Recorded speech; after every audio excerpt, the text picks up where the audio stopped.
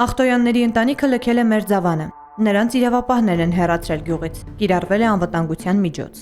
50 օր է անցել Փարաքարի համայնքապետ Վալոդիա Գրիգորյանի սպանությունից, բայց գյուղում լռությունը խաղաղության նշան չէ։ Մարդիկ ասում են, սպանությունը բացահայտված չէ, ինչքան էլ իրավապահները վստահեցնեն հակառակը։ Նրանց մեծ մասը չի հավատում նաև վենդետայի վարկածին, որը շրջանառվում է պաշտոնական հաղորդագրություններում։ Թող իշխանությունները իմանան, որ միակ համայնքն է եղել, որ իրանց մերժել է, էլի։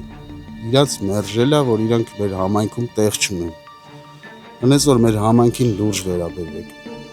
Նորմալ քննություն տարեք։ Ախր այս մեր իշխանությունները խառնում են, ասում են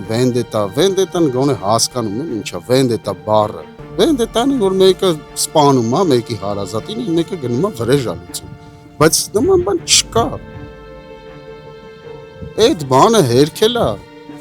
նույն սպանվողի եղբայրը, որ այդ մարդը կապ չունի։ Ինչի մասին է խոսքը վենդետա։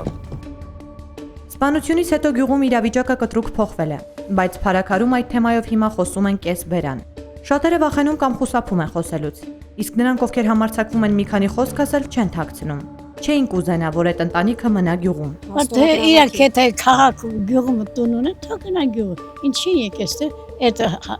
փորձակցությունը մեր գյուղի աննը խայտարակայեցի։ Այսքան ժամանակ ես չեմ տեսել իրար ծեծել, ջարդել, կրակել։ Ես դες բան չեմ տեսել։ Թե դրանք եկել են չեն եկել, սա խառնել է իրար։ Լավ տղա է, ջոզալ տղան մեր խիսպանը, ինչ իմանամ։ Թե ապրելու հետ կապված